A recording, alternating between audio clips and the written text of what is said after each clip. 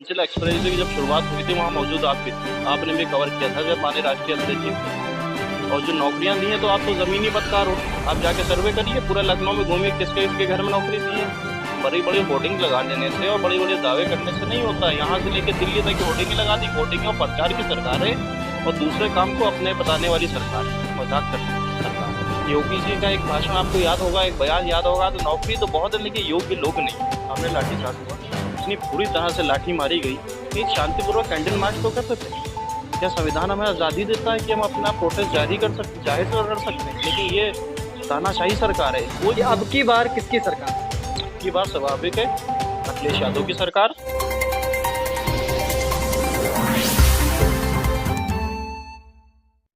आज हमारे साथ समाजवादी पार्टी युवजन सभा के सचिव कलीम अहमद सिबली जी हैं। इनसे भी जानने की कोशिश करेंगे और इनकी राय लेंगे कि क्या लगता है कि अब की बार किसकी सरकार होगी। तो कलीम अहमद जी, सबसे पहले हमारे चैनल पे आपका बहुत बहुत स्वागत है।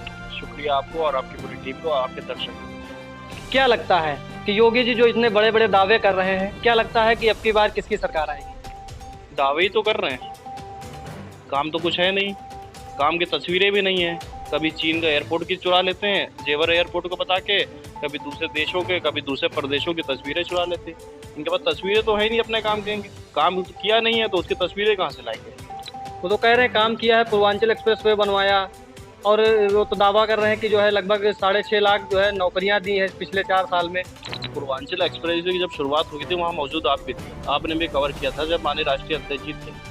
और जो नौकरियां दी हैं तो आप तो ज़मीनी पत्रकार हो। आप जाके सर्वे करिए, पूरा लखनऊ में घूमिए किसके किसके घर में नौकरी दी है।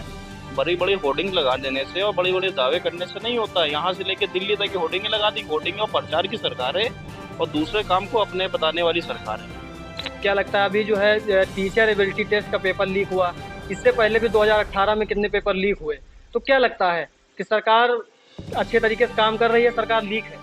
ये लीकेज सरकार है। अभी तक ये एक परीक्षा तो करा नहीं पाए और परीक्षा करा देंगे नौकरी देनी पड़ेगी। कैसे कैसे जो अभ्यर्थी होते हैं वो कहाँ से पैसे मांग के बेचारे आते हैं, गाड़ी घोड़े से, कैसे पैदल। चार बाग में आप तस्वीरें देख सकते हैं, आपने खुद दिखाई थी कैसी इतनी ठंडक में बेचारे पड़े हुए हैं, उनके पास कुछ नहीं था। उनके साथ ये मजाक करती है सरकार। योगी जी का एक भाषण आपको याद होगा, एक बयान याद होगा, तो नौकरी तो बहुत है लेकिन योग्य लोग नहीं। वो मजाक करने वाली, कभी कहते हैं पकौड़ा तलो, कभी कहते हैं चाय बेचो। इसीलिए हर वर्ग से और युवाओं से मजाक और उनके साथ छलावा करने वाली सरकार।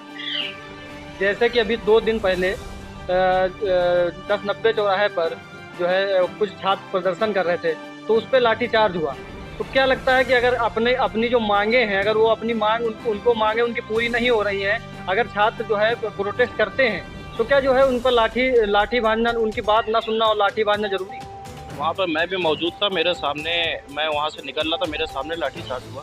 इतनी बुरी तरह से लाठी मारी गई कि एक शांतिपूर्वक कैंडल मार्च तो कर सकते हैं। क्या संविधान हमें आज़ादी देता है कि हम अपना प्रोटेस्ट जारी कर सकते, जाहिर तो कर सकते हैं, लेकिन ये तानाशाही सरकार है। कोई भी आवाज़ उठाने की बात करती है उसको लाठी डंडे से रौंदने और टूटने का काम करती है। तो इसका मतलब क्या कोई अपने नौकरी नहीं मांग सकता? उसके साथ आप खिलवाड़ कर रहे हैं। किस तरह से, मतलब आप शिक्षा मित्रों को देख सकते हैं, लेडीज़ ने अपना मुंडन तक के करा लिया। कितने शिक्षा मित्र मर चुके हैं, लेकिन इससे मजाक कर रही है सरकार। इसको कोई मतलब नहीं है। ये आपस में जातियों को लड़ाने वाली सरकार है। हिंदू को मुस्लिम से, मुस्लिम को हिंदू से, ब्राह्मण को ठाकुर से, ठाकुर को ओबीसी से, ओबीसी, इन सबको लड़ाने वाली सरकार है। योगी जी बहुत बड़े अपने आप को मठाधीश समझते हैं। मुझे तो नहीं लगता योगी हैं, क्योंकि योगी होते तो उनको दुख दर्द पता होता। योगी का मतलब ही होता है सब कुछ त्यागने के बाद अपना लोगों का दर्द दुख समझे। लेकिन मुझे तो नहीं लगता योगी हैं। ये कहीं ना कहीं अपना मठाधीशपन दिखा रहे हैं। वही उत्तर प्रदेश में हो रहा है। ना नौकरी है, ना काम है, ना कुछ। महंगाई को लेकर क्या कहेंगे आप? महंगाई तो ज़मीनी आदमी जान सकता है, आप जान सकते हैं, हम जान सकते हैं। उनको क्या? वहाँ मठ में बैठे थे, यहाँ मुख्यमंत्री आवास में बैठे। ज़मीनी लोग से पूछिए क्या महंगाई है। और महंगाई ना होती तो आज इनके विधायक सांसद गाँव में घुस नहीं पा रहे हैं। चाहे वो किसान आंदोलन हो, चाहे गैस की महंगाई हो, चाहे पेट्रोल की महंगाई हो। इसीलिए लगातार विधायकों के मुंह पे काले गाड़ी का प्रदर्शन, जनता का विरोध सामना करना पड़ा। अच्छा कलीम जी, हमारा लास्ट सवाल ये है कि हम जिस तरीके से शो बना रहे हैं कि अब की बार किसकी सरकार? अब की बार स्वाभाविक है, अखिलेश यादव की सरकार। आप भी देख रहे हैं लगातार जो पत्रकार आवाज़ उठाने का बात कर रहे हैं, कहीं पत्रकार सच्चाई दिखा दे रहा तो उसको मुकदमे लगाने का काम ये सरकार कर रही है। एक पत्रकार भाई ने लखीमपुर खीरी में दिखा दिया दाल में क्या कीड़े जानवर पड़े हुए हैं, तो उसको मुकदमा लगाने का काम कर दिया। लगातार पत्रकारों पे जुल्म हो रहा है। जो सच्चाई जो उनकी बात कर रहा है वो पत्रकार सही है, माला माल हो रहा है, और आप जैसे सच्चे पत्रकार कहीं सच्चाई दिखा रहे हैं तो कहिए कल पे आप पे भी मुकदमा हो जाए। किसान आंदोलन पे क्या कहेंगे? किसान कानून वापस ले लिए गए हैं, तो उस पे आपकी राय क्या है? किसान आंदोलन कहीं वापस लेना था तो ये लाए क्यों? तो इसका मतलब मोदी जी ने कहीं ना कहीं अपने घमंड और अपनी जिद में 700 से ऊपर किसानों को मरवा दिया।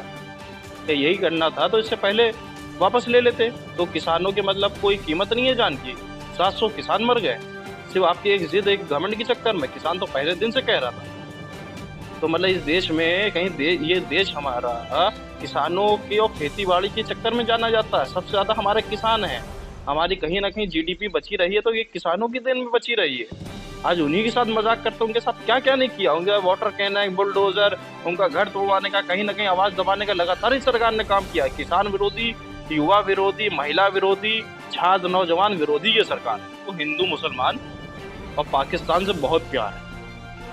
पाकिस्तान खुद जाते हैं, हिंदू मुस्लिम पे राजनीति करते हैं, काम तो कुछ नहीं है। चुनाव पास आ गया तो मथुरा की याद आ गई। तो क्या वो बाबरी मस्जिद और क्या नाम है राम मंदिर का मुद्दा तो खत्म हो गया है, उसमें तो कुछ इनके पास बचा नहीं है, तो उसमें क्या करे। अब चुनाव में जाना तो हिंदू मुस्लिम करना, मथुरा चले गए। लेकिन मथुरा के संतों को मैं बहुत बहुत धन्यवाद देना चाहूँगा कि वहाँ जब मीडिया जा रही है तो वो संत कह रहे नहीं, उनका विरोध कर रहे हैं, कह रहे मैं ऐसा नहीं होने दूंगा। क्योंकि ये सिर्फ सब समझ रहे राजनीति कर रहे हैं, इनके पास कोई काम तो है नहीं। मथुरा के संत इनके खुद विरोध करना चाहे वो अयोध्या के संत हो। कुछ मीडिया बंदों ने पूछा था योगी आदित्यनाथ जी यहाँ से लड़ेंगे, तो बहुत बड़े वहाँ के संत ने कहा था यहाँ से ना लड़ें, यहाँ उनके लिए सुरक्षित नहीं है। क्योंकि यहाँ इनका विरोध जितना है तो उनको झेलना पड़ेगा। योगी जी कहीं और जाएं तो इनके लोगों के पास तो जो बड़े बड़े मुख्यमंत्री उप मुख्यमंत्री हैं उनको सीट तो मिल नहीं रही है, कहाँ से लड़ें। तो आजकल तो सीटें देख रहे हैं ना सुरक्षित, कहाँ से लड़ें। बोल तो दिया है कि लड़ेंगे तो हम लोग सब चुनाव, लेकिन देखिए जनता जो है